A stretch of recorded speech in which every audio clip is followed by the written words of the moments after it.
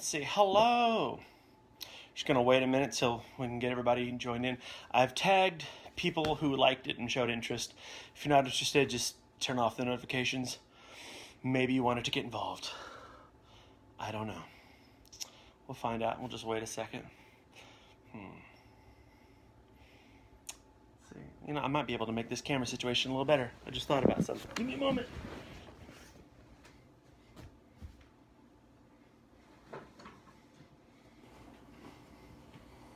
Hello. Got some person online. It's Steven and Dawson. Hey girl, what's up? There we go. Hey, this isn't a bad setup. Or it's a little awkwardly bright in here. I am so pasty. Hello, Amanda. What's up, guys? Sorry. Oh, it's all getting technical over here. Trying to get as comfortable as I can because I figure we're going to do this about a half hour.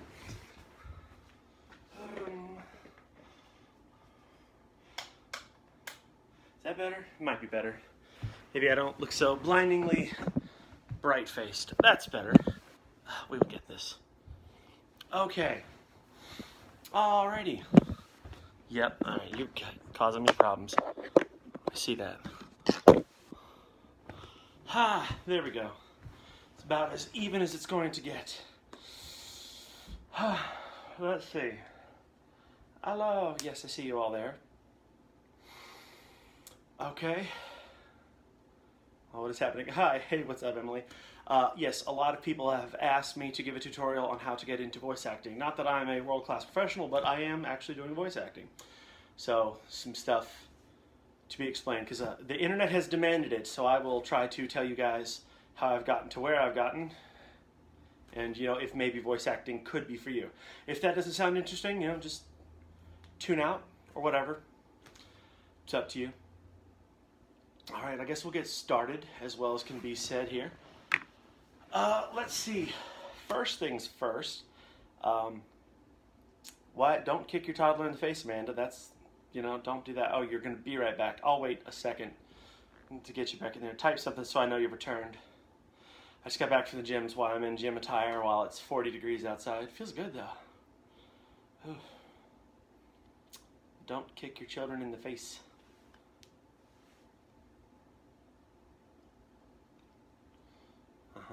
You've done super rookie stuff. I mean, technically, that's how you have to start. So, nobody starts off working for DC Studios.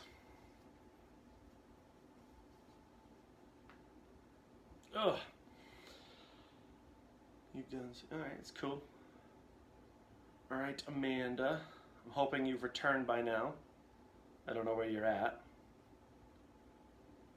So yeah, once again, if anybody's watching this, catching in, this is the tutorial of how I got into voice acting, and, you know, maybe it's for you or something. Oh, we gotta make sure I show off the Affliction logo. It looks really cool. La la la, of course. Do I have to have a sick Joker voice? Because I don't. I mean, it helps. Yeah, hey, what's up, Brian? I tagged you because you liked the post. I didn't know if you wanted to be involved. If not, don't worry about it. I'm not offended. This is just for how to get into voice acting. All right. I think we've stalled enough, and we've got the audience that we're going to have. If you guys have any questions, ask them, type them, or, you know, I might even be able to add you as a guest, and we can interview on here or something. All right, let's see. There is a harsh reality for some people, is that it is not for everyone. Oh, cool, you do want to know. All right, you know, stick around. Voice acting is not for everybody. There's been a number of people I've seen who really wanted to get into it, who, I will say, did not have the talents for it. Bit of a philosophy I have kind of learned. Oh, hey, good, Amanda's back. Okay, I wasn't sure if you were back. You're taking a good bit of time there. All right, to recap there. Voice acting is not for everyone. Some people, it's just not going to work out. And I've known a number of people who really, really, really wanted to get into it, but they didn't have the talents for it. And, you know, that's your own struggle if you want to do that kind of thing. But you really do need to sit down and figure out if it's for you. For example, I met Daniel Logan probably about 4 years ago, and that's the guy who played the kid version of Boba Fett in the episode 2 of Star Wars, and then later on he voiced him in the Clone Wars. If you're into that series, you know the animated show. It's a lot of fun. And I flat out asked, it was him and Phil LaMarr in the panel. They were really cool guys. If you don't know Phil LaMarr, he's Samurai Jack, he's Static Shock, He's John Stewart, the Green Lantern from the Justice League series. You know what I'm talking about. I hope so. And I said, how do you know? Hold on. And that's something you're gonna have to check into for yourself. All right, might see updates on my computer over there. But that's about you. Oh, hey, Ladarius, just to catch up, instructions on voice acting and how to get into it. But I asked him, said, you know, Mr. Logan, how would I know if it's for me, if I could do it? He says, it was pretty simple for him. He says, if you're the kind of person who's really good at reading bedtime stories for kids, like if you get into it and you love doing the animated voices and, you know, you just talk up here, way down here for the scary monsters. And basically, the more entertained a child is listening to you tell a story, the better you are going to be at voice acting. And that's really the thing. Hey, Vic has one solid voice, and it works for him. In my opinion, there's two kinds of voice actors out there. There's the guys with a truly unique voice that's very, very different by itself. For example, Vic Mignogna, he does his kind of sound extremely well. But he only has a few types of versions of that sort of thing, you know, whether it's Full Metal Alchemist or Crow from RWBY, something like that. And it's all the same kind of sound, but it's very rare because you and I can't do it. And that's why they hire him. And then there's other guys who are so versatile, it doesn't even make sense, like Troy Baker or Nolan North. Even Nolan North does a lot of the same stuff, but Troy Baker's a good example. If you don't know who Troy Baker is, as soon as this is over, go educate yourself because you're probably not checking into the right field. My God, Troy Baker voices so many different characters out there. It's ridiculous. There's almost no one he hasn't voiced. Matter of fact, I'm pretty sure Troy Baker is me right now in this interview. That's how many people he's voiced. It's ridiculous. Yes, Amanda. Troy Baker. He also did one of my favorite roles as younger Joker in Arkham Origins, the video game. So good. He managed to actually make a younger Mark Hamill kind of sound, and it was fantastic. Yes, Troy Baker is amazing. And that's the more versatile type of actor who's got this just broad range. Personally, I identify as something entirely different. I call myself a vocal chameleon. If I can get some source material for the thing that, you know, the person in the job wants me to do, they say, hey, can you sound like this strange character? I'm like, okay, give me about, you know, some examples of what it is you want, and I will take a few days and figure out how to mimic said thing. I know, right? It goes around and around. He's done so many different things. Okay, so like that's something that you guys are going to have to figure out for yourself, whether it's for you or not. But I believe Daniel Logan's advice was very, very good. Who was it that answered with, wait for me, Troy Baker to die when asked about it? Yeah, that would have been Nolan North. Somebody asked Nolan North, said, how do you get into voice acting? And he says, well, you either wait for Troy Baker or myself to die, and then you apply for the job. They're not very wrong about that. I see, and that's a rare skill right there. In the same time, as voice acting doesn't work for everybody, if you can do something unique that people can't do, you might have a potential for a field in there. My range is broad. People who have listened to my auditions and then they meet me in person, like, we didn't know what you were going to look like. We have no idea what to base any of this off of. You know, I'm confusing because I don't sound like any of my auditions. And it's a broad range at this point. But anyway, gotten some of the preliminary stuff out of the way. And those are personal things you should deal with. Now, for some education on what to do to get into the following of voice acting. Well, thank you for all the hearts, whoever that is. That's nice of you. All 9 of you viewers. Hey, Jake Davis, yeah, and Christy Dawson. Thank you, guys. I'm getting updates on my computer at the same time. Yes, for those of you joining, this is VoiceOver Tutorials. How to get into them. Is it for you? Watch the video from the start, because I'm not going to repeat anything at this point.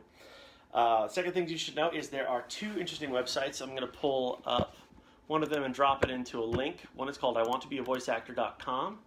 I'm going to comment it on my own video real quick. And then you guys can, as soon as I mute this TV, there we go, check out that link. iwanttobeavoiceactor.com. Stupid phone.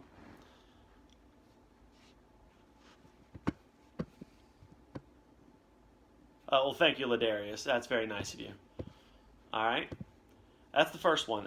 This actually was recommended to me by Phil Lamar 4 years ago. And he told me, I said, excuse me, I need to write that down because that is life-changing stuff right there.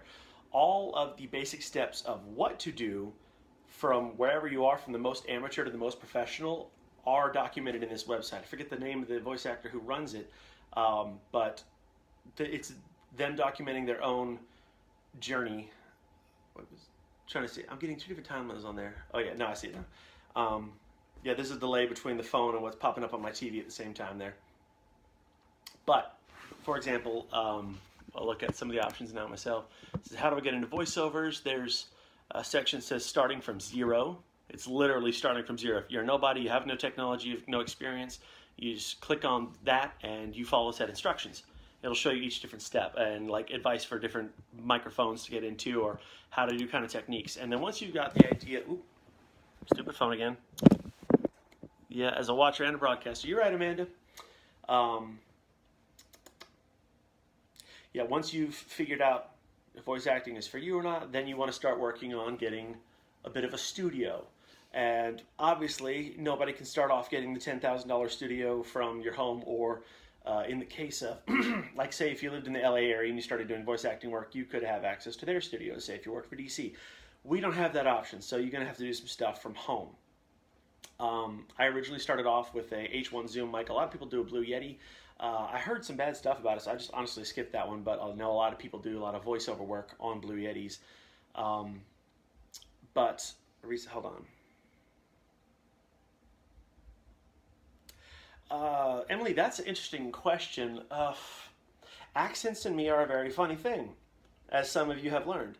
It's very natural for me. I don't really have to think about it, and I recently had to realize I had to stop and think about how I do my accents to break it down to explain it to other people.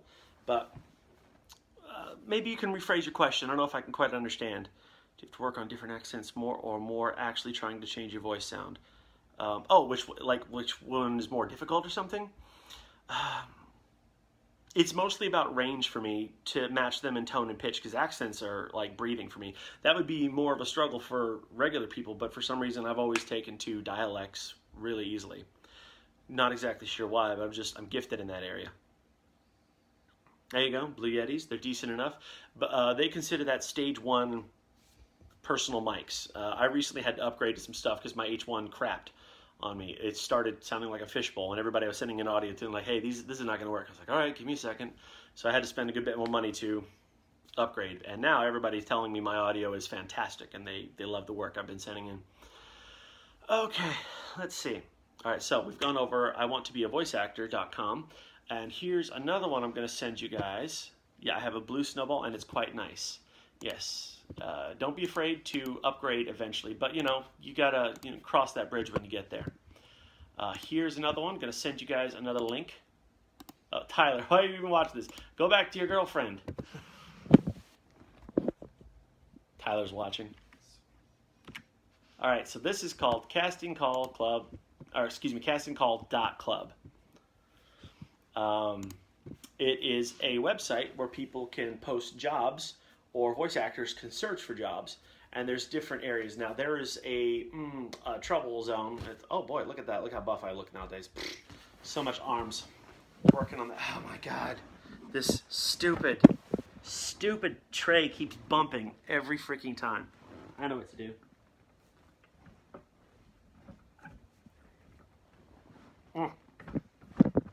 Nope. Internet hates me. Don't let me. Oh, it's better. There we go. There we go. No, my teacher said.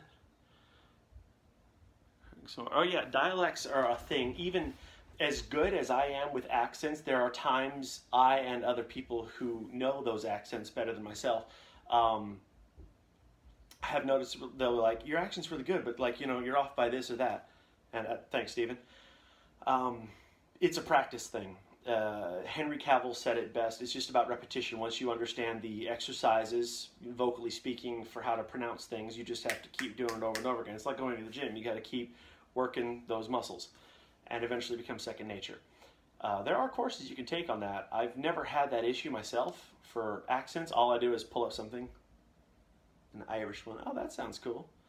Yeah, being able to do accents and voiceover work well is something that is more likely to get you hired. Actually, the other day I impressed a guy who was from Scotland, I was auditioning a role for, and he suddenly asked me, he says, you seem like a guy who can do a really good Scottish accent. Of course, you know, he said it more like this all the time, and he says, let me hear your Scottish accent real quick. And I said, oh, I like to sound like Capaldi. And so I talked for a few minutes, and I was Peter Capaldi, you know, the 12th Doctor.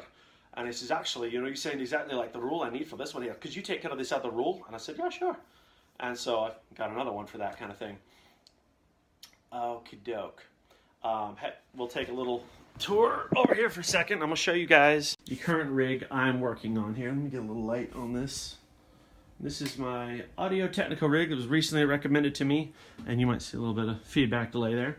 This is a combination Audio-Technica microphone. You might have a better lighting from the other way. I don't know. Yeah, a little bit there. With a pop screen, and this is a mono shield. Don't know if you can see it very well. Thank you, Christy.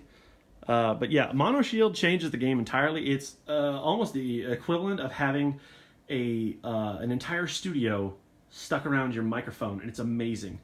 It reflects all the stuff it's not supposed to have and redirects the sounds you do want back at you. So this is a combination. This all cost me about $150 to put it together, and it's honestly not that bad. I still need to upgrade some stuff even more so, but this is a pretty good start. Okay. Back to where we are. What's that you said, Amanda?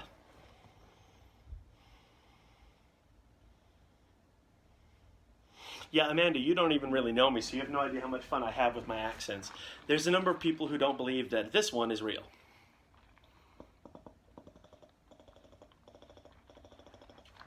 Thirst, you know. Okay. Let's see. Yes, castingcall.club. It's a pretty good website, but there's is a double-edged sword on it. While there is legitimate work on it, about 50% of it is a bunch of teenagers who are trying to start up the newest YouTube podcast about how much they love Naruto. And I'm sorry for those of you who love it, I don't. That's all I'm going to say about my dislike of the show, because I'm sure some of you are married to it, and that's fine, it's yours. Hold on. Thank you, Amanda. I don't know why I've always been able to do accents. It's second nature. Years ago, I discovered I had the ability to teach other people different accents. Whenever I've done theater shows and whatnot, there was a Scrooge production I did for a number of years, and they relied on me to be the dialect coach. And they, I'm glad you like it, Emily. It's not for me. Basically, we have like 30 days to nail down people's English accents, and we're all from the South here. Of course, you know, I'm an exception on that. And so they're like, just send him to Levi. And 30 days later, just about every person I ever worked with was able to have a pretty convincing English accent. Amanda, I can't even tell what that symbol is. What did you send me? What is that? Oh, it's Naruto. Never, just go away. Just go away. Come back with a more quality anime, like My Hero.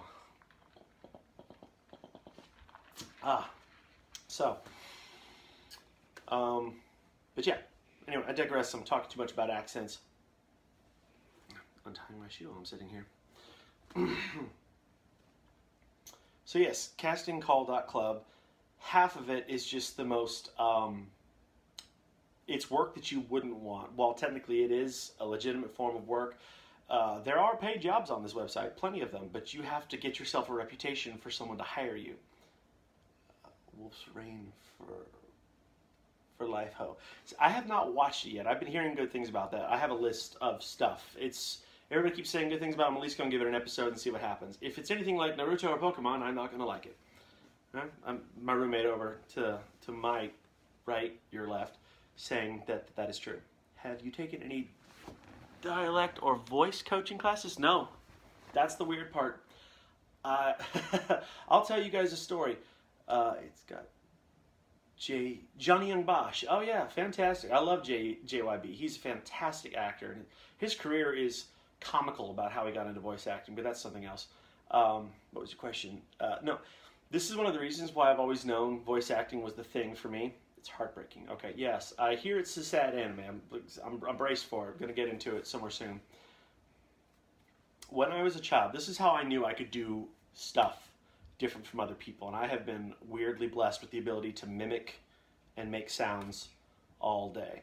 I guess maybe I'll put a link or two for you guys for some of the videos I've done and some sources, because there's a couple projects I'm working on, but they're not out right now, but they will be hopefully in the next 6 months to a year. I'll keep you guys updated on that. Which hashtag Kruby Productions, check that out. Oh yeah, when I was a child, the first sound I mimicked nearly got me and my entire family killed. I wish that was a joke. I must have been 4 or 5 or something, and I was really small. Well, small's not the right word. I've always been tall. I was shorter than I am now. We'll call it that. We were in a van called the Aerostar. We called it the Albatross. That thing was huge. And if you guys don't know this about me, I got a mom, a dad, and 4 other siblings. So there were 7 of us total. And I'm in the seat right behind the driver's seat. So my dad's driving. I'm right behind him. I'm 5, something like that, right around that age. And we're all in the car, and it was like a Thanksgiving trip or something, which, you know, hey, good anniversary tomorrow there. It was something like that. I know we were going to go see my grandparents in another state, and we were driving like 5-6 hours away to do it.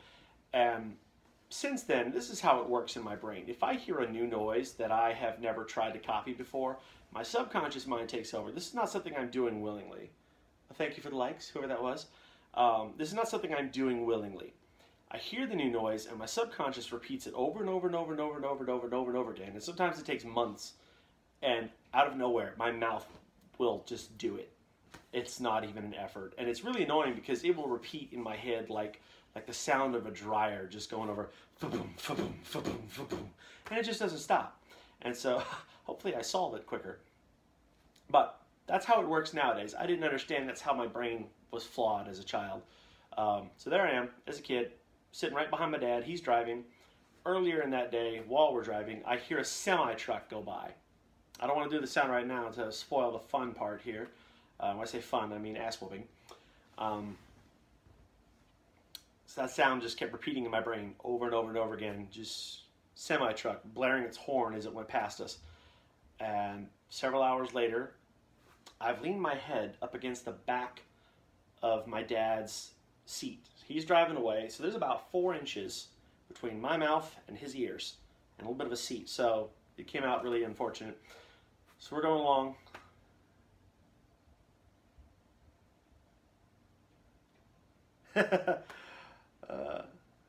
Yeah, that's a great comparison. I'm basically Tarzan. I can't help it with these things. So I'm right behind my dad.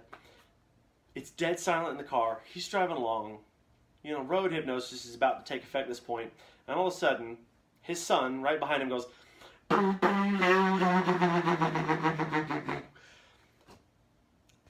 He swerved so far across the road, just everywhere, just... And we almost crashed and died. And I didn't even realize what I had done. It just happened. It wasn't a conscious effort. I wasn't trying to scare anybody. My brain was like, can I make that noise? Let's try. And I did. And I just nearly about wrecked the entire car. And afterwards, I got a butt whooping for quite a long while. And I remember my dad spanked me so hard that my shoes fell off. And he then told me I wasn't allowed to talk for the rest of the car trip. So I didn't tell him that my shoes fell off. And when we finally got home, several hours later, my dad's like, "Where the frick are your shoes?" I'm like, "They fell off." "Why didn't you tell me?" "You told me not to talk." Anyway, so that was my first foray into making sounds as a child. I didn't try to do that again for a while, and it's just, I don't know, the older I got, the more advanced things got. And that's why, you know, I'm different. There's, in many ways, I'm not a good example of who to be like because I know I'm extremely unique. I have a philosophy of Dr. Seuss. If you want to be first, you have to be odd. And that really applies to my life because I am not normal, especially if you've looked up my medical history over the past year. All right, so I know I answered the question. I can't remember what it was you guys were asking. Sounds. I'm dying. Yeah, oh yeah, we're talking about if it was like that. No, yeah, I have been inclined this way. You were asking if I'd ever taken voice acting lessons or dialect coaches. Nope. I really can't explain why I am so inclined to copy things. It's particularly weird. So, you know, not to get too off on that. But if this is something you're looking into, I guess you could ask me for advice. I actually can teach people accents, and I'm very good at it. There's a number of professional people I have fooled. I have convinced them that I don't sound like this. Trying to think of his name. He was on True Blood. Was it Lamont or something? I can't think of it. It was the gay guy, her cousin on the show. Anyway, I met him in real life and whatnot. And a few minutes, it was at Dragon Con. A few minutes before that, hanging out with Kat, and if you know Catherine Follett, good friend, I had just met Sylvester McCoy, the Seventh Doctor. And he's a fun fellow to follow around and talk to. And so I couldn't help myself, and I turned into a Scotsman once again, talking to him. This is, you know what I'm talking about. And so I started talking like this, and I had a great time back and forth. And then we met him, and went, hello, Derek. It's good to join you.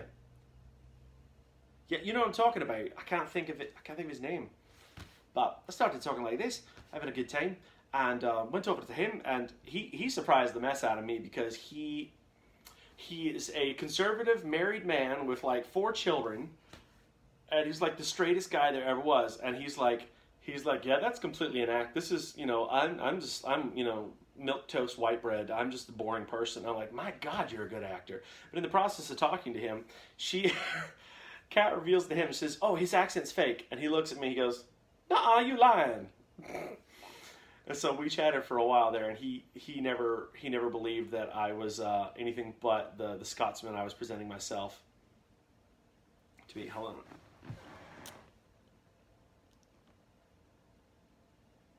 I went that far because that's all people wanted me for, that and Lego movies.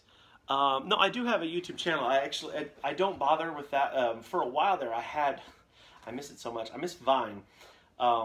Sister of mine, she had a very good suggestion. Was she says, you really should take these like 7 seconds and use them as just your impersonations. And I did, and I got like 10,000 followers, and it was ridiculous. I remember one night I did a Mark Hamill tag post where I turned into the Joker and had a great time, you know, and tagged Mark Hamill in it, and that got a lot of views. So I had quite a following on Vine, and then they canceled that. But I guess, you know, I guess for giggles, if you guys want, I'll send you a link of something I did do on YouTube. There's not a lot on my YouTube channel, but most of my work is not someplace you'll see. Sadly, a lot of the projects I get involved in, I don't hear back from for a while. They're like, yeah, we're still animating things. And so I have to wait about it. And one of them has been put on hold, and just got to wait for some lines to be put out here. Me, my videos, my channel. I'll show you guys something fun. Don't bother watching it right now because we're still talking. That's the one. This is a collection from my Vine channel. That and Snapchat. There was a request. A lot of people wanted me to give impressions and stuff on Snapchat and Vine, and so I did. And this is a YouTube video compilation. I'm just going to Google it in a second, Amanda, because I can't remember his name either. Anyway, this is from my YouTube channel. This is every video I did on Vine and Snapchat pretending to be Mark Hamill's the Joker. So check that out later. There it is. I can't think of his name. It's like Lamonti or Fontaine. I don't remember. I need to get back on Snapchat. I haven't done it in a while. I'm going to find it because it's driving me crazy what this guy's name was. I miss when True Blood was good. It was a great show.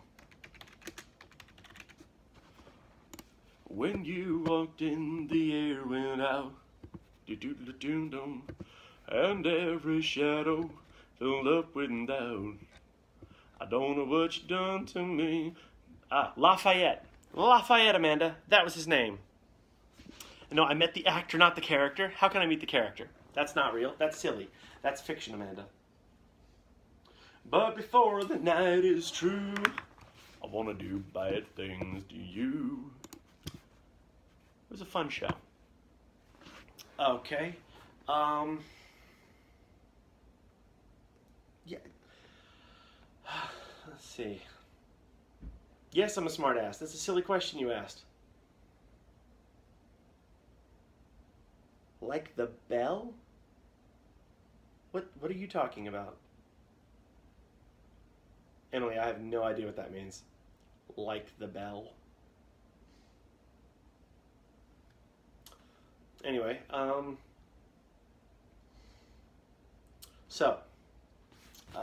again, the microphone that I use is called an Audio-Technica, and that's about $150. It's a USB one. There's an external one that has a separate recording device. I just wanted to do something that was a bit more mobile. What? Lafayette SP. I don't know of any correlation to a bell, but Lafayette was the character on the show, and I can't think. Well, here's his real name right there.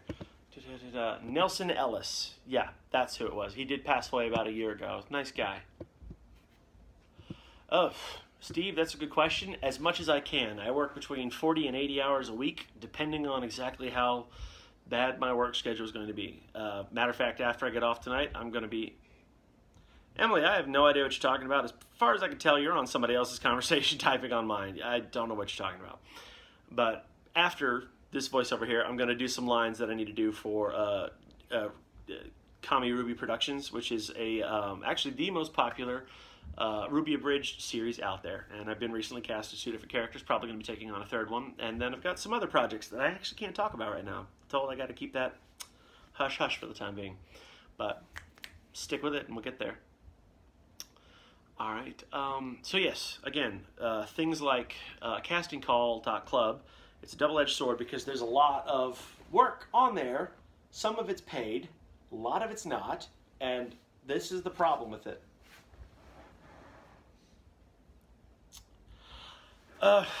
Amanda, that's a pretty good question right there. Lafayette is a bell in Notre Dame, okay? Or Notre Dame, I don't know which one you're saying, but I don't know anything about that. Emily, you're just going completely off the rails, so let's stick on target here because I know nothing about that. Couldn't help you. Soundproofing. There are stages to how legitimate your equipment is, and I started off with a lot less legitimate stuff. Mono Shield is just a great stage 2 kind of thing, like go from there to there. But eventually I'm going to build a sound stage kind of wall. It's just going to be literally a portable wall of soundproof eggshells that cut it all off. There's not a lot I do for it right now, but that's later plans kind of thing. As I was saying, half the work... Thank you. I'll help build my demo. Real speaking. Do you have one? Actually, I don't have a demo, and I really need to. And I've been putting it off for a while because I wanted to get enough sound clips to try to help put it. And there's different ways to do it. And some people try to do a live take, and I'm trying to just make a nice amalgamation of all the weird stuff I can do. I may have said that word wrong. Not sure. Not important. But this part is important here. The best thing you can do as a beginning voice actor is be picky about the work that you take. You want to work with people who are legitimate enough that you can at least get credits for. And I mean, when I say credits for, I mean like IMDb credits. One of the projects I'm doing actually will be listed on IMDb soon, so you're going to see my name on the internet. And the reason that you do that kind of thing is it works as a resume. So if you ever go in for, oh my God, I swear to God, Emily, if you don't just move on from fucking Notre Dame, we're going to have a conniption over here, okay? Knock it off. Okay, she keeps bringing it up. It has nothing to do with this channel at all. Just troll, stinking troll. So you get me all sidetracked. I'm actually trying to help you guys. You asked for what I know, and I'm trying to tell you here. And y'all get me all flustered here. What was I saying? Yes, credits, IMDb. See, if you ever go in for... oh, it was Amanda. Sorry, I just saw more Notre Dame. I assumed it was you. Sorry, Emily. Amanda, stop it. The reason you want IMDb credits, speak English. Yeah, I see you there. Have I ever been burned on a gig? Not so far. Yes, Emily's confused both of us now, hasn't she? Just forget things about Notre Dame, I swear to God. Trolls. Don't worry about it. I have not yet been burned on a gig. I'm very picky about work. Again, like if it's I swear to God, when I started doing this and I got onto castingcall.club, there was about 300 completely separate, unrelated jobs for Naruto fan dub number 37. And I'm like, my God, it was the worst thing in the world. Not only do I not like Naruto, there's nothing that you could accomplish from it. you can't go to somebody like Andrew Romano and be like, hey, Mr. Romano, I did this YouTube podcast thing for Naruto. She's not going to be impressed by it. Which, by the way, if you guys don't know who Andrea Romano is, you really should take some time and Google that name because she made everything you love. I do mean that. To give you a little bit of a side note, a little education here, Andrea Romano, until very recently, because she retired this past year, was the voice casting director for DC Animated Studios, Cartoon Network, and Nickelodeon. She made everything you've ever loved that came from America. For example, she was the woman who handpicked Mark Hamill and Kevin Conroy to be the Batman and the Joker in the original Batman the Animated Series. That's what she does.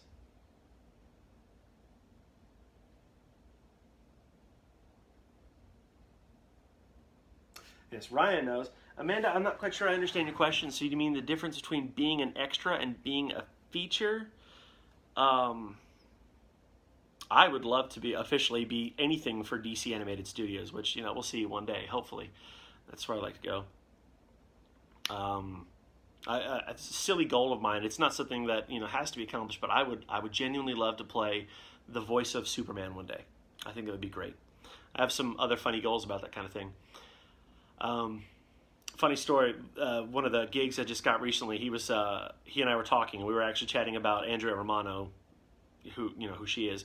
And he tells me, he goes, it's so sad. Half the guys that I've worked with don't even know who she is. I'm like, you should fire them.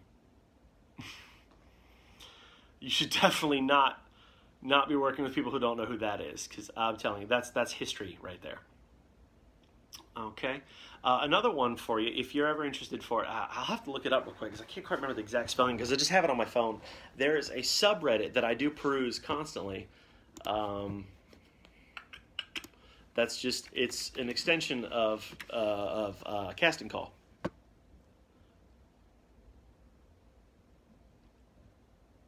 Yeah, credit's a credit. Here's the thing. If you do a voice, it's a voice. I guess it works a little bit different between the idea of film and voice acting. They don't really care as much. They want to hear your personal ability to do these kind of things. I know, right? That's one. Which one of these was it? Because I've subscribed to several different things, and I peruse them all the time. All right, here's a good one for you. There is just a Reddit subreddit called Voice Acting. I'm going to link that real quick for those of you who are interested. That's that one.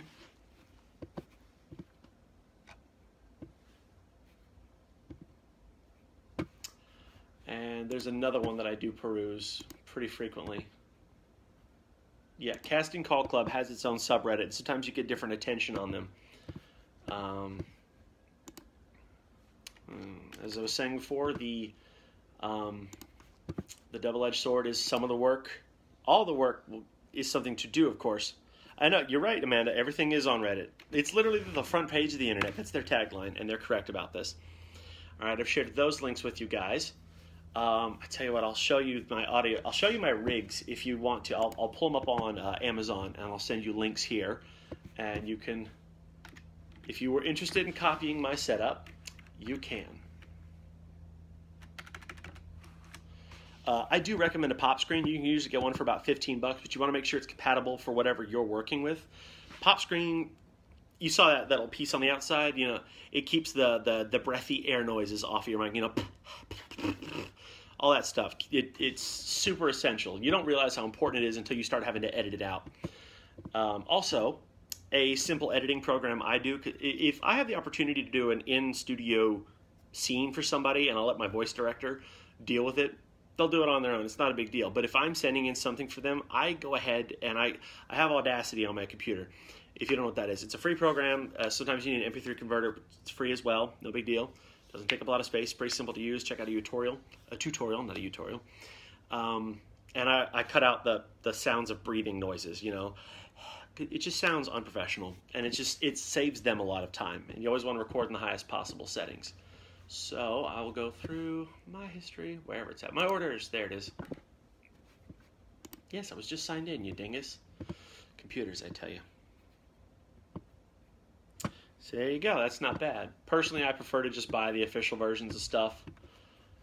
that's just me. All right, so here is my mono shield, and it is compatible for the mic that I use. Mono shields, in my opinion, changed the game drastically. Actually, I didn't know about it until a couple months ago, and I was like, oh my god, how have I survived without one so long? And it is better to have, of course, the professional studio and all that stuff. But, you know, nobody has $10,000 lying around. Or if you do, you're probably in the wrong field, and you need to go into banking or investing or something. You know, if that works for you. Because obviously you're making more money than the rest of us. I guess I'll share with you the pop screen. It's just, you know, microphone pop screen. The words you should Google or check out on Amazon. Amazon to me is my best friend. I know a lot of other people use other places to buy stuff. But to me, I can always find the cheap deals there. That's where it works for me. I think we've been doing this for an hour now. It's stayed on a lot longer than I intended to, but that's okay. Okay, and now I'm going to show you my Audio-Technica microphone. And here comes the link for this one. This is the USB version. There's multiple versions. This one specifically plugs into a computer. Kinds of jobs you're working on now. Oh, okay, yeah, that's a good one. Give me like 10 seconds here, Emily, and I will explain that one for those of you.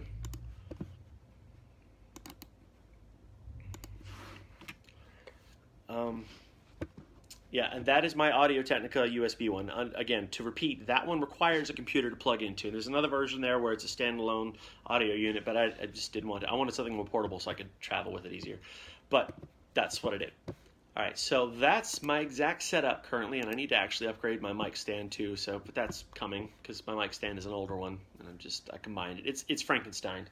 Yes, but Emily, you ask a very good question. To explain how these things are working now, it's a little funny. I have gained enough credibility in the voiceover community that people know I'm not a liar. I am talented. I'm freakishly good.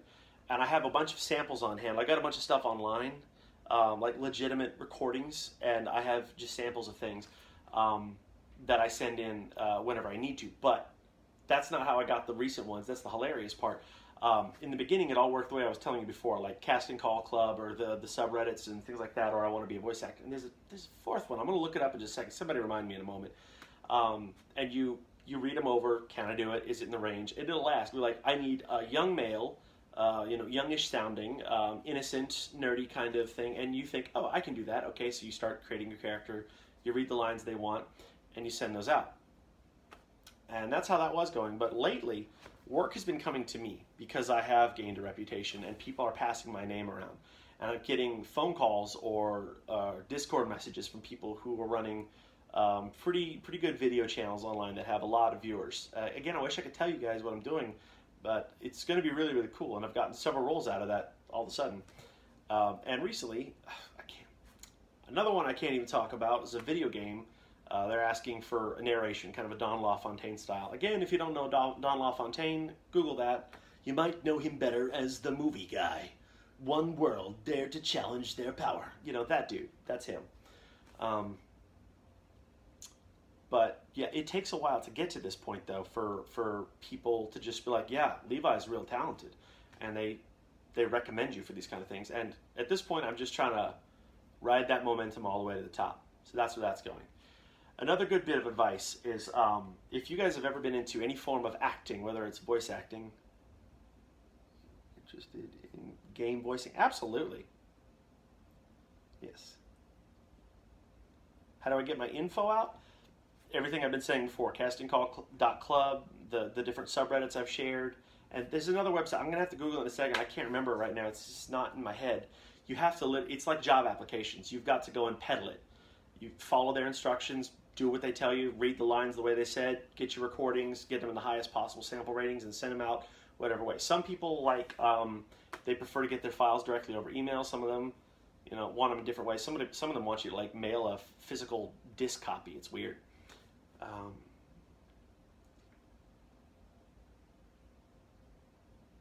Yep, Amanda, you are absolutely correct. The answer is grinding like a mofo. You are right.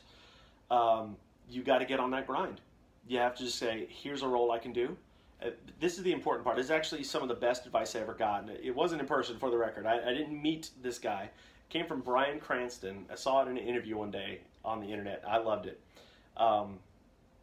When he was a lot younger, and this was years before he did Malcolm in the Middle, that's when his career started to take off, skyrocketed at that point.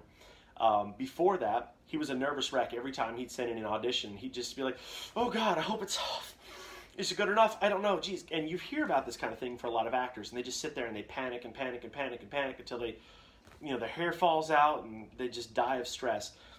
An older friend of his said to him, he says, Brian, here's what you got to do. You got to go into the audition, give them your best possible performance, and then walk out like you were never there. You have to not care about it. To literally give them your best possible piece as your greatest interpretation and walk away. You can't be staring at the phone. You can't be like, oh, will they write me? Will they write me? In his words, he says right after he had done that kind of thing, he says immediately after that, my phone never stopped ringing. It's been off the hook since then, and I couldn't stop getting work. So, going with that attitude. All right, whoa, you got a novel you just wrote me. Yeah, actually. Oh, well, man, how much did you write? No, I am totally fine with critiquing and retaking lines. For example, I can tell you guys this one. I have been cast as, this is very exciting. I can tell you this one for K. Ruby. Oh, trouble playing this video. Am I still live? Because my computer's telling me something's funny. I don't want to skip on this. Just technical difficulties. I need to make sure I'm still, if you guys can see me, write something that you're still here, because my computer says there's a problem. Okay, good. All right, we're still. I don't know what my computer was just doing, but we'll deal with that. All right. Yes, lines. As I said, I can now tell you guys this for. Thank you, Amanda. Titties, they're good. I wanted the one with the text on the side there. Whatever, we'll make it work. So, as I was saying, yes. For Kami Ruby Productions, the most popular Ruby Abridged series out there. It's actually got quite a lot of viewers. Check them out. They're really good. I have recently been recast as Lai Ren. They lost their guy. They called me. My original audition, I overcompensated. It was a subconscious thing. It was actually thrown. It was more of a challenge than I thought it was going to be. I didn't realize it. Lai Ren and I sound more like the natural, and I kept trying to change my voice because in the past I've only ever done wildly outrageous characters that don't sound a thing like Levi. And that's what I've been used to. And I had to dial it down so much. It took me like 4 tries to get into a normal range. And I was like, wait, don't be special with this. You gotta, he almost sounds like me. And so that was the part that was messing me up the most. And so when I did it, I overdid the slightly Asian American accent a little too much. I said, hey, could you do this whole thing one more time, but dial back the Asian accent just a little bit? And they said it was a little too thick. I said, yeah, sure, no problem. And we finally got to that point, and I said in and they said, man, you are a dead ringer. We can't believe how close you are to the character. I said, thank you. Take pride in that. So, no, I don't mind about that. And you cannot be prideful about this. Be proud in your work. Don't be prideful to the point that you can't take advice or critiquing or criticisms.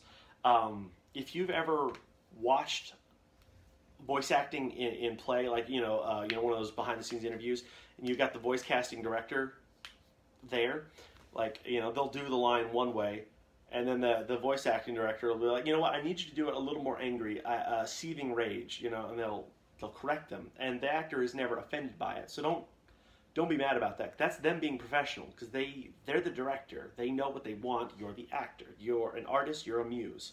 You're meant to create their vision. It's not about your pride in this case. Again, you should be proud of the work you do, but don't be so prideful you can't take advice. Because it's about fulfilling their dream as somebody who's created their art. That's what it's for. And be committed to it, of course. On that side note, in case you guys are ever curious, as I was saying before, when I get into a character, I get a bunch of source materials of that person, that thing, or whatever it is I'm copying or I've mimicked, and I will practice it for 2 or 3 days and pretty much immerse myself into becoming that. And when I feel I'm properly ready, I sit down, I do all the lines they ask me, and I do them in various different emotional settings. There was one recently, again, I can't tell you what it was, but they wanted a mildly Australian accent. And they didn't really explain too much of it. And so I did it at I did 3 different takes of it. And one was a very strong one, very incredibly powerful Australian accent. I had a good time with it. And I wanted to make sure it was overpowering to the point where you about couldn't understand it. Hold on.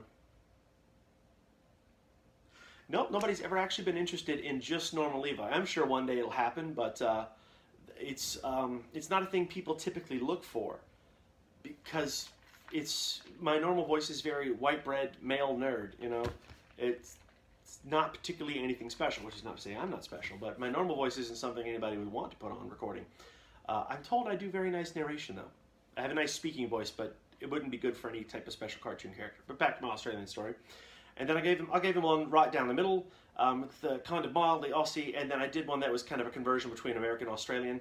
You know, just a little bit, not very strong, almost the same thing, just a bit weak in there. And they gave me feedback. They said, actually, we wanted that last one, and we're not sure how you got there, but you did it. And so, you know, just kind of took a shot in the dark there. So, never be afraid to take critiquing. And I'm gonna search this other one because I can't think of where it's at. This other site. There's another one. Maybe this is it. Just stick with me, folks. If you have any questions.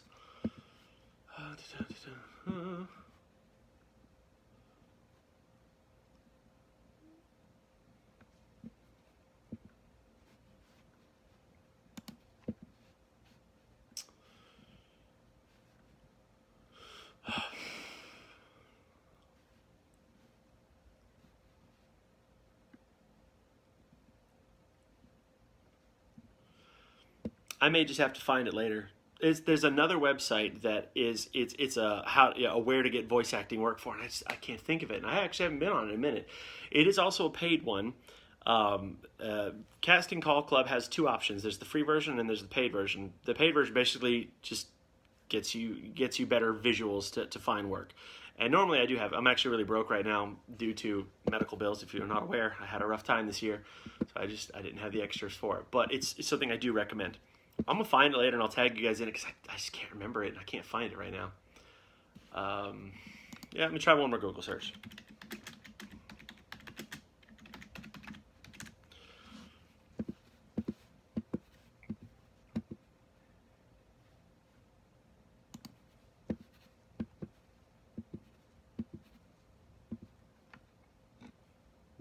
Nope, that's not it. Whatever, I'll find it later.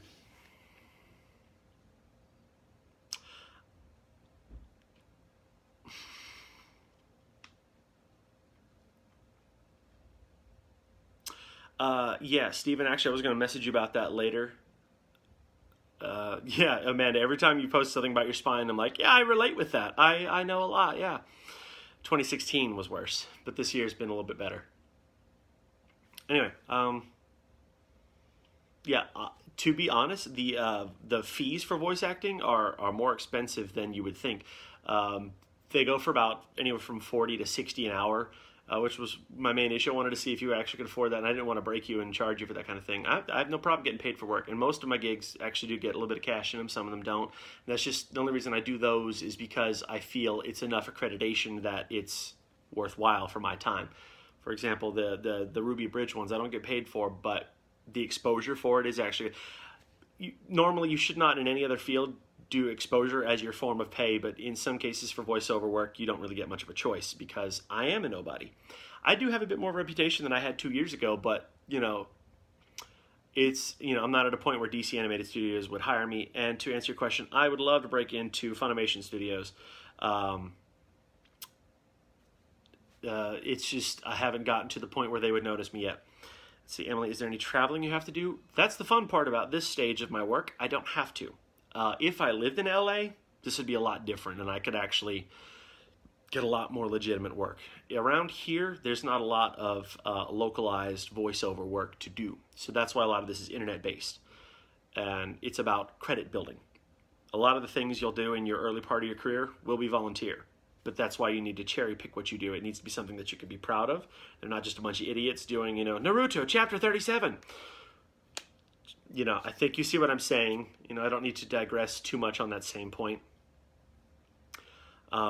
Stuff that you can be proud of, and you always want to make sure that it's something that is going to be accredited to like IMDb, because it works as a resume.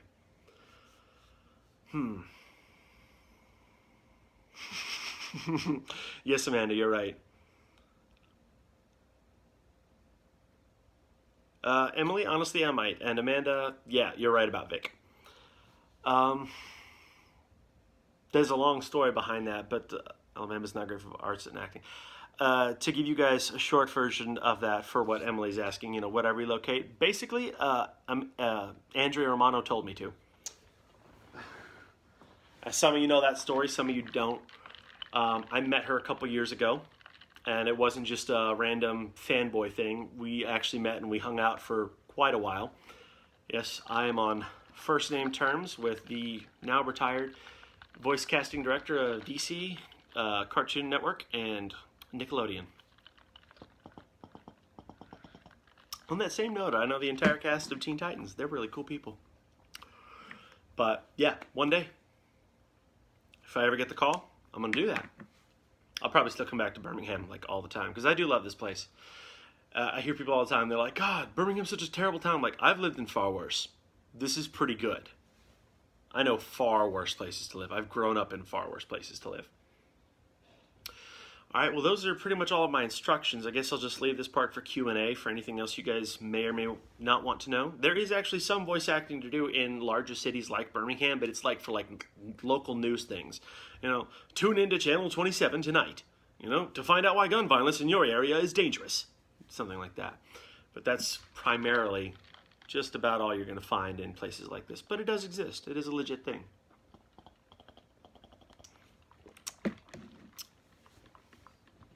There's more jobs in Atlanta than there are in Birmingham. I'm not exactly sure because I haven't tried to look into it too much. Between my lack of sleep, overworking, what I do for Affliction, and the little time I get on voice acting, I haven't gotten the chance to really delve into it. Boy. Let me put it this way, Stephen, if they paid me, I wouldn't refuse it.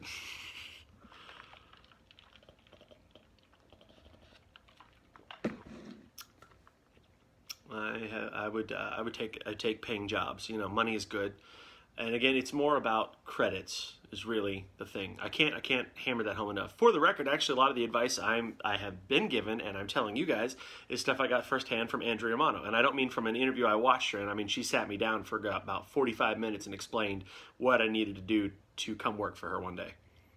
Which, I guess that's a fun side story. Yeah, I know, right? I'd take money for it.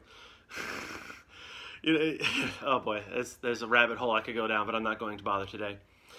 Oh boy, getting low power here. See, I probably got a few more minutes, but we'll stay on for just a little bit. Tell you what, no, I'll do this manual. Let me grab my external battery real fast. 1 second. Jacob, could you hand me my iPhone cable? It's just to your right, down below. What color is it? White. Should be plugged into the wall right there. So I gotta switch to this. Straight down. Yeah, right past that blanket. Well, it's plugged in. I know, right? I will totally voice act for a sandwich. Where do you want to plug it in? Just unplug it and hand it to me because I got my battery right here. Just gonna do it manually. And we'll sit here and we'll forego the quality camera angle I managed to rig up. Thank you, sir. I'll take that break. Thank you, sir. Okay, physical battery. Okie doke. So now we'll have juice. Yay, power. Let me double check, make sure that's hooked up. Yep, we're still on for juice. Okay, an IV of coffee. All right, Amanda, we get it. We're all millennials and we're broke. So, funny story, since we're kind of broaching on it, I very legitimately met Andrea Romano. Emails, definitely.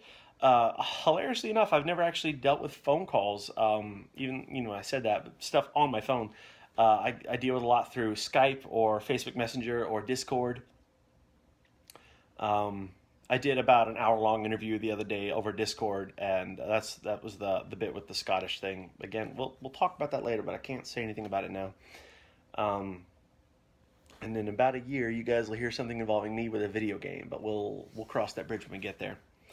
And see, this is all really good for me because it's stuff with my name on it, and some of these I get money out of. So, that's good.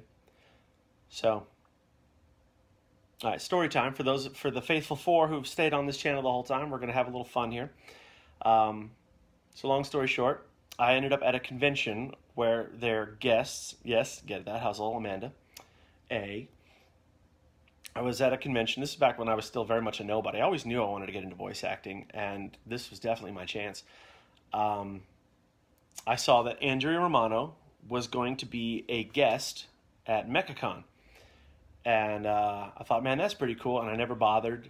I thought, what's the big deal there? Because I didn't want to like swarm her and be another crazy, weird, insane fanboy, which happens all the freaking time with her. You know it. So I thought, yeah, no big deal. And then right below that, I saw even cooler was the entire cast of Teen Titans. I was like, man, that's double cool. That's a panel I'm going to go check out. Oh, 5 viewers. I said, awesome. And then right below that was where the pièces de résistance came at me. I hope I said that right. Of course, if I didn't, I'm sure it'll just piss off Jane. Parlez-vous French? Anyway.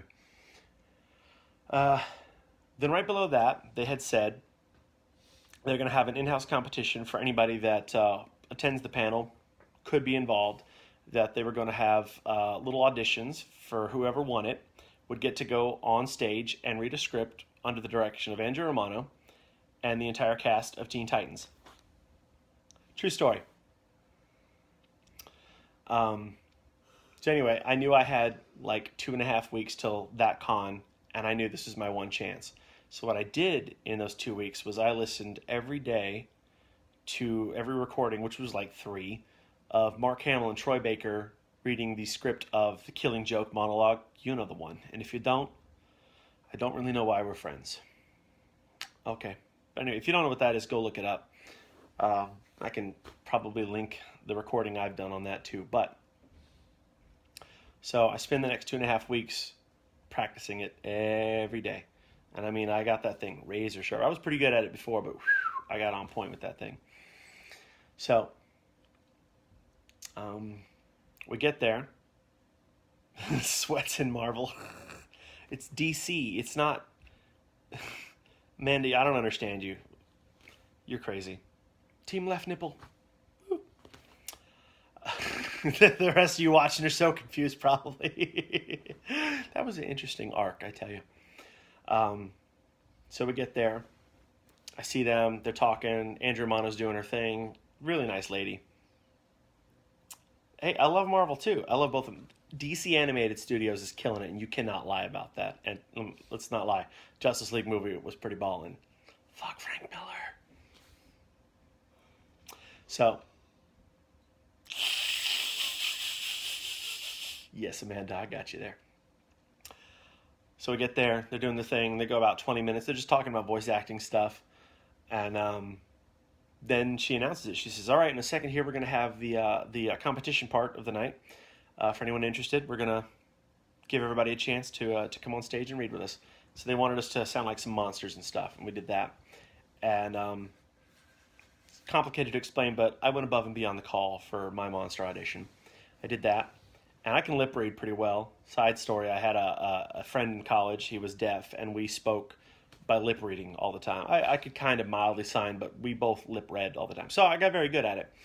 So as I'm waiting on them to debate about who was going to do what, I kept seeing Tara Strong mouth the words blue hat over and over again. Side note, I was dressed as Sly Cooper with my little old news cap kind of thing with the blue cap. Yeah, sure. Emily, you can write me later and I'll answer whatever I can for you. I hope this has been educational for you guys. I hope this is enough to get you started. Take care. It's been fun. You know the rest of that story. So she's mouthing the words blue hat to Andrew Romano the whole time. And they were pointing at me. It's like, this is going to be great. I don't feel like going into all the detail because it's a long story and it's really good. But we get to the point where they, well, thank you. I'm glad I've helped some. There's others who know a lot more about this than me, but this is what I've done. This is where I've gotten to go. This is what Andrew Romano told me to do. So I'm doing it. And I'm going to keep on this grind until, I get the big phone call. I'm going to do what I got to do. So they make the decisions. And Tara Strong calls me on stage. And as I get up there, she's like, I picked you. I was like, I know, I saw. We had a good laugh about that. But I get on stage and I start memorizing my script. Actually, if you guys will wait about 30 seconds, I'll be right back. I'm going to show you something really cool.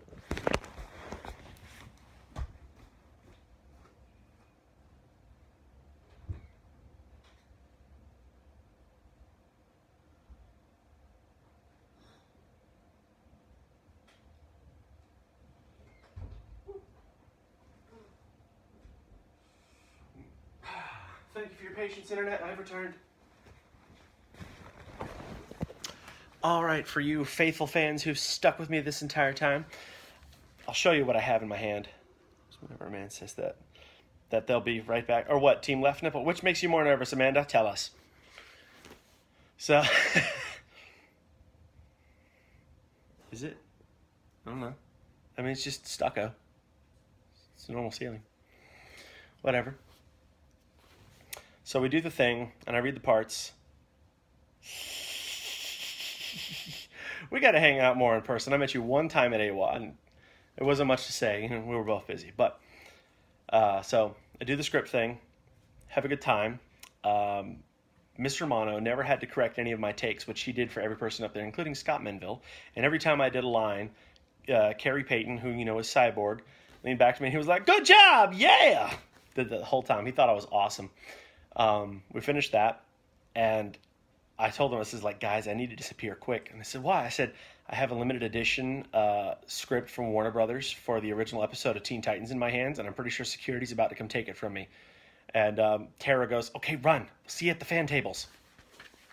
So I have this.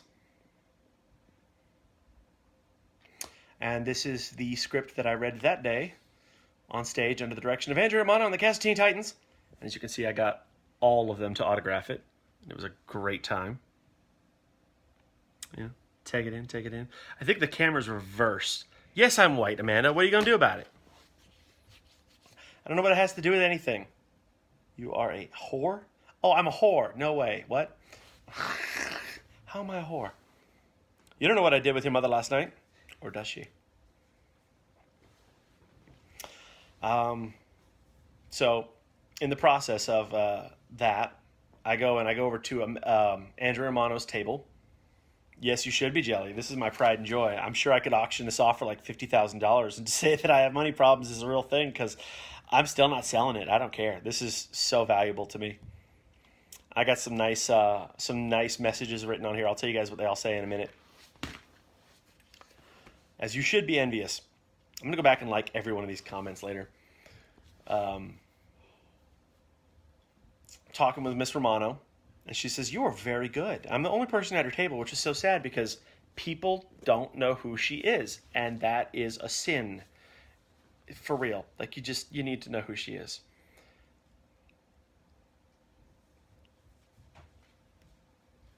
You're not making sense. I do have a golden ticket. You and Emily, y'all been crazy tonight. So,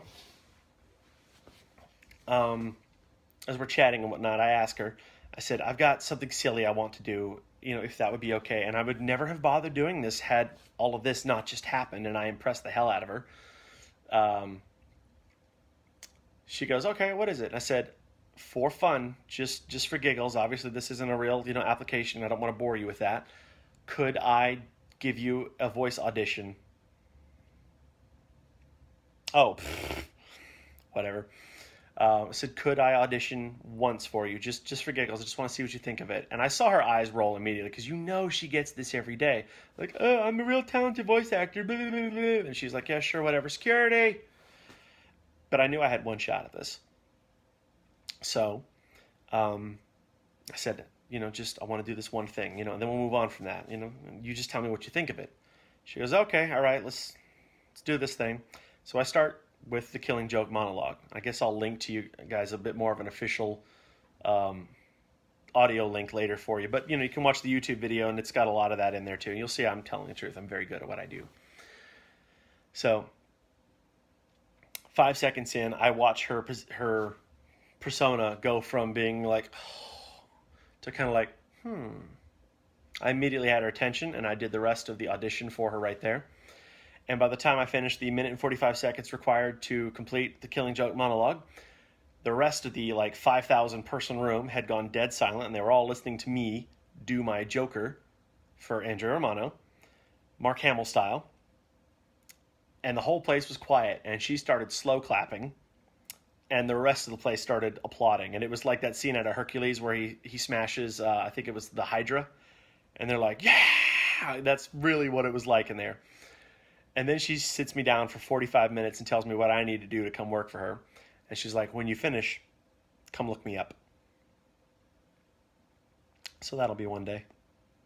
But I'll tell you some fun stories about this here. I lost camera angle so you can see this a little bit better.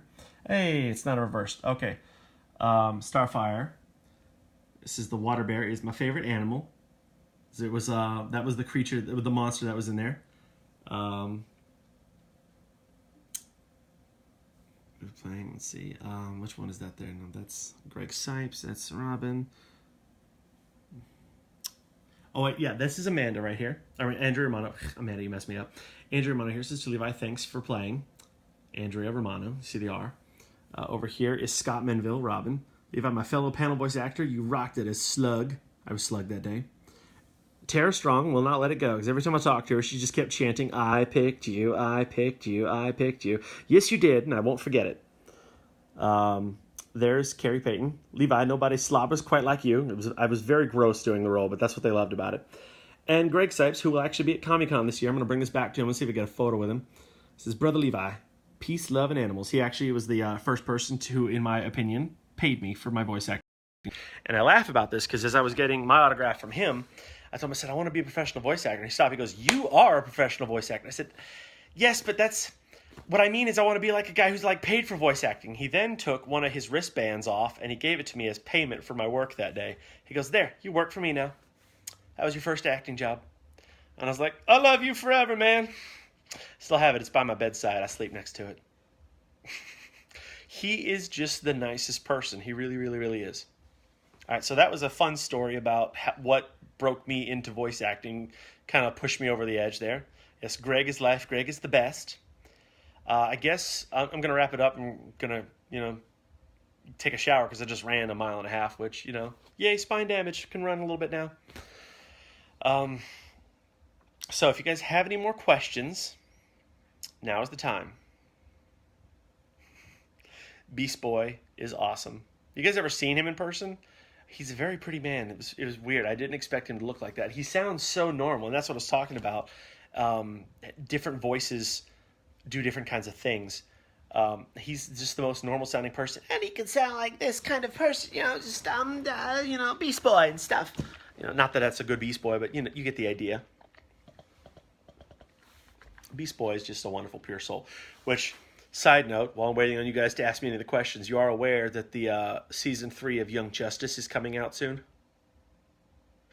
Sadly, Greg Sipes is not playing Beast Boy, which I would be fine with. And I like the kid who played it. It's good, but it's just good to see that again. Yeah, that's one of the great things about... Yeah, Amanda, did you not know that Young Justice 3 has been actually greenlit? It's coming. We're actually going to get to see it. And it's not a reboot. It's not going to be like Teen Titans Go. It's just going to be the next chapter picking up exact... It was canceled. You are correct. It was canceled. It's all right. Amanda, deep breaths. Check out IMDb and check out Young Justice. It may have a slightly different name, but it's coming back. They have I think it was Comic-Con this past year. Yep, I know. Deep breaths, Amanda. It's gonna be okay. We're gonna get through this, you and me. It's gotta get through this panic attack you're having here. This is how I've been. I didn't believe it when I finally saw it because, like, I've been trolled so many times because I loved that show so much. Season 1 was great. Season 2 was phenomenal. And then there was 2.5, or what do you call it? But the being dropped is in, like, a replacement, like, I suddenly can't think of an example. When they recast somebody. Yes, animated DC is amazing, and they're killing it better than live action. You know, there's an argument about that. Don't get me triggered because I will go down this rabbit hole, and it is dangerous. What do I think about voice actors being casted by different people? It's a love-hate relationship. Sometimes it's a good thing. Sometimes it's not. But it's work. Overall, it's just a job. Here's something interesting you guys probably didn't know. Well, maybe you knew this one. I hung out with Scott McNeil, and I don't mean like met him like casually. Scott McNeil is a security nightmare for conventions. What about Frank from Dead Rising? He played him. Yeah, I think he did. He's a security nightmare because he ditches his security at every con he goes to, and he just goes up and starts shaking hands with everybody he sees, and it's hilarious. So I hung out with him for like 3 hours one night, and we got drunk. It was hilarious.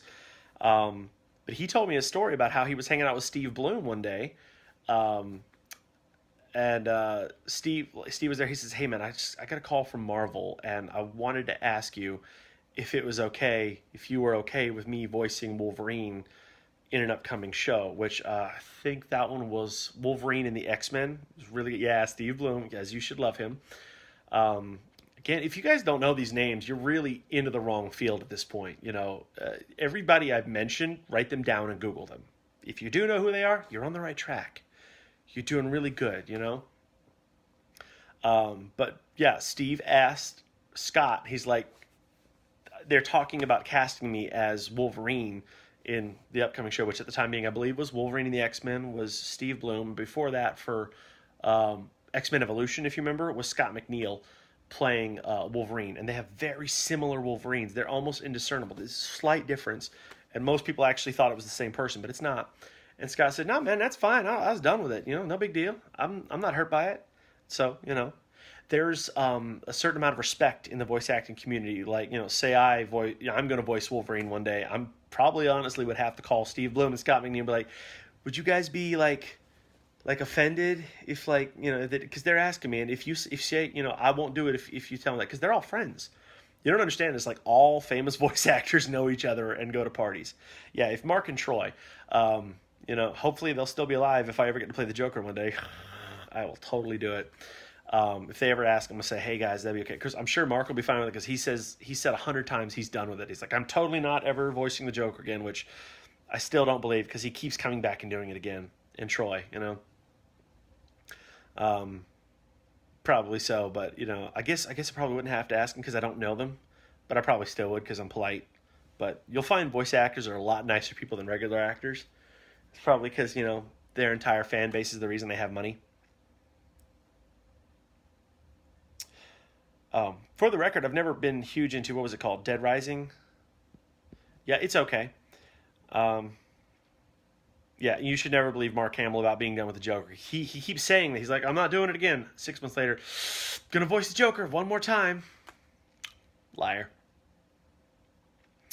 All right, well, that's enough silly stories and enough instructions. Let me answer any extra questions, because, my God, it's 12:43 at night. Is there anything else I can help and try to explain for you guys? I feel I've helped y'all enough. Exactly. Yes, Amanda, you're correct.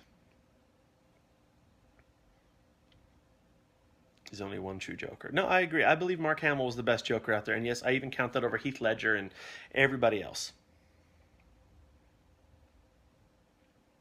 All right, guys, think of any questions. How do I stay motivated? Boy, that's a long story, but I'll try to keep it as short as I can. Steve has a good question. I'll try to answer it. I'm going to close off with this one because I think we're pretty much done here. Unless you guys can think of anything. It's going to take a few minutes. A couple years ago, I got very unmotivated, and it was due to meeting some people who were just far better at photography than I was at the time being. That's different, yes, but it's all related. Just stick with me here. And I got very much sidetracked for the time being. And this all ties into why the role of Lai Ren is such a huge deal for me, because this has actually been a huge impact on my life. Hopefully you guys know who Monty Oum is. I'll give you all 5 seconds to think about that. If you don't know who Monty Oum is, he was one of the voice actors on not only RWBY, but he was the creator of it.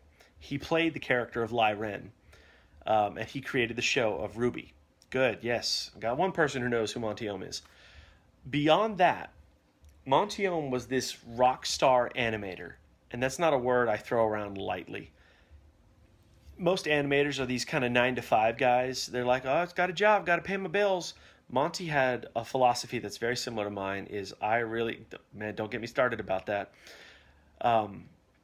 Monty and I both believe that art makes the world better. I was believing that before I got to know of him, but it reinforced it further. If you knew much about that guy, if he found out that you were into any form of art, like say you went to a panel he was at or something, you'd be like, Monty, what's the best way to become an artist like you? He'd tell you several things. One, he'd be like, he'd tell you repetition, practice all the time, every day, never stop. If you're drawing, make a drawing a day. You want to draw something new every day. At the same time, find a teacher, go to school, become an apprentice to somebody who knows more about this than you do. Seek higher knowledge, go after it, chase it, be hungry for that kind of thing.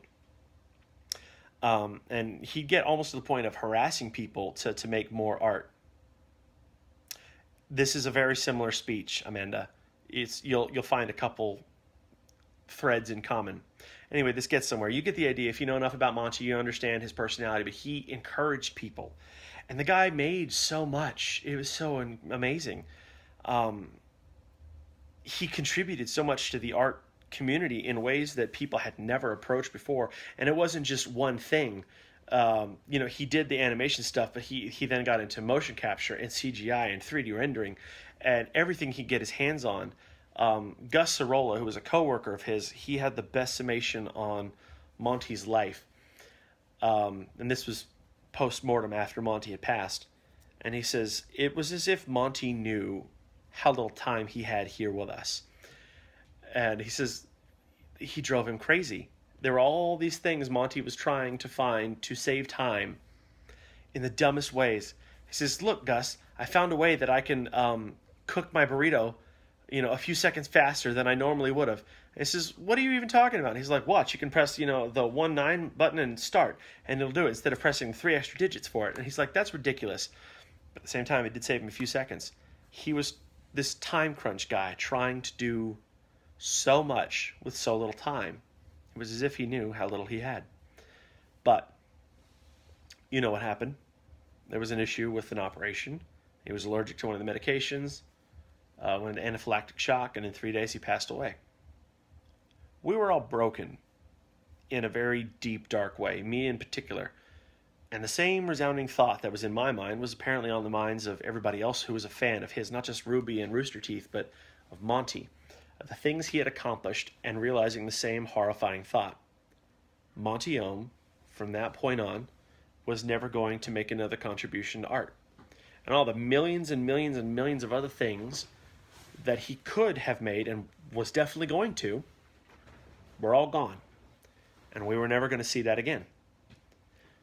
In the following days afterwards, when they were making funeral plans, people started trying to donate money as a way of showing unification, to being like, hey, good night, buddy. My roommate's going to bed.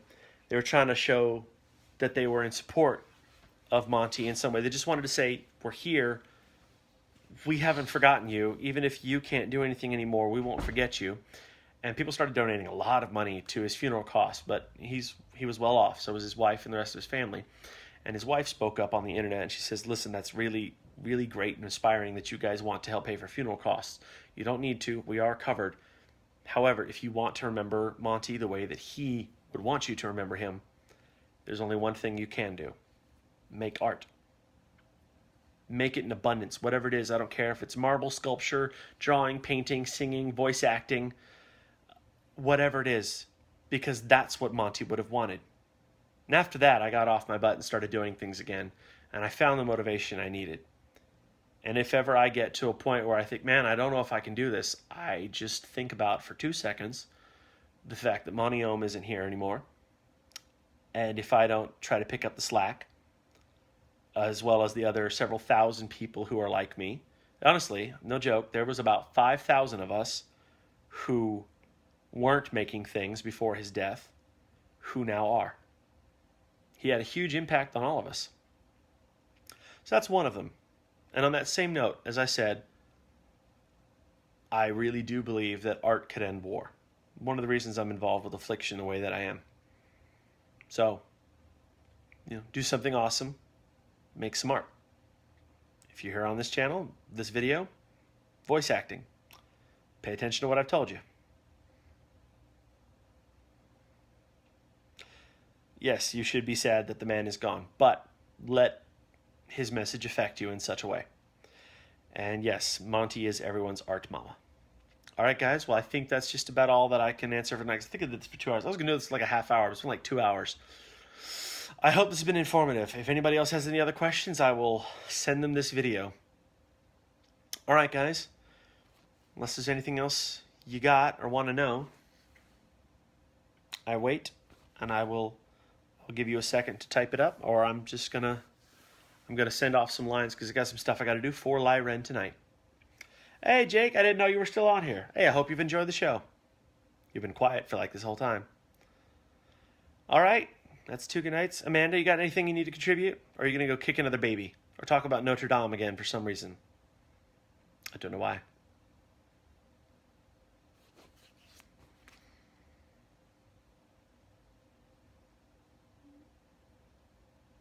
All right, well, honestly, I feel like we've just about covered it, so peace out. Yeah, and Steve, you want me to do some stuff for you? We'll work out something. I'll make sure that, it's not going to break you. And I'll send you some work. I don't know what the hell she was talking about. She just kept bringing up Notre Dame. I'm like, why? Thanks, buddy. Yeah, Jacob, man, I know you live just around the corner. You ought to come on by and we'll hang out or something. Good night, buddy. Peace out. I'm going to do some voice acting. Bye.